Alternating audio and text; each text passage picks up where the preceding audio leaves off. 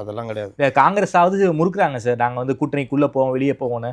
ஆனால் கூட்டணி தர்மத்துக்கு ஏற்ப விசிகா வந்து எந்த ஒரு ஸ்டாண்டுமே திமுகவுக்கு எதிராக இந்த தொகுதி பேரத்தில் வந்து வைக்கவே இல்லை. அதனால உங்களுக்கு சீட் அதிகமாக கொடுக்குறது 25 தொகுதி கேட்போம்னாருங்க வன்னி அரசு, ஆட்சியில் பங்கு கேட்போம்னாங்க.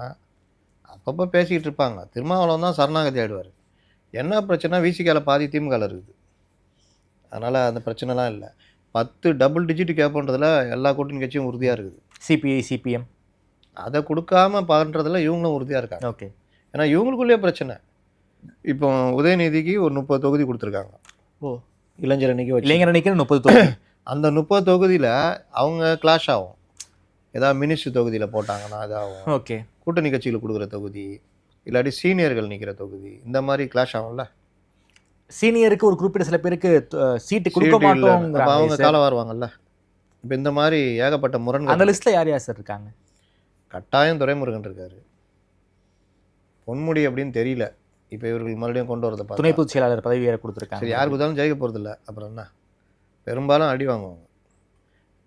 துரைமுருகனை எப்படி தப்பி பொழிச்சு தானே வந்தார். அவர் பொழைச்சது புண்ணியன்ற மாதிரி நூலையில் ஜெயிச்சார். இவரும் தோற்று போய் திருக்கோவிலூருக்கு மாற்றி தானே போனார். அதனால் அடி வாங்குவாங்க. பெரியசாமி நிற்க மாட்டார். இந்த மாதிரி கொஞ்சம் பேர் கொடுக்க மாட்டாங்க. அப்போ சில திண்டுக்கல் ஐபியை விட்டு ஆள் கிடையாது. அவர் பையன் தான் வந்துட்டார்ல, செந்தில் பழனியில் இருக்காரு. இருக்கட்டும், அவ்வளோதான்.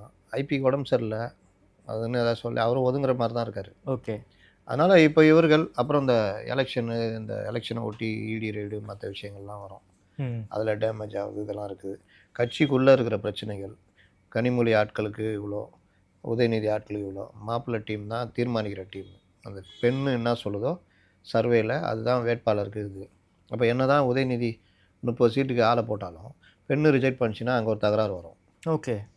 அதையும் மீறி கொண்டு போனால் கடைசியில் ஃபைனலாக தலைவர் தான் ஓகே பண்ணணும். அதுலேயே பிரச்சனை வர ஆரம்பிச்சிடும். சீனியர் ஜூனியர் பிரச்சனை, இந்த மாதிரி பல உள் முரண்பாடுகள்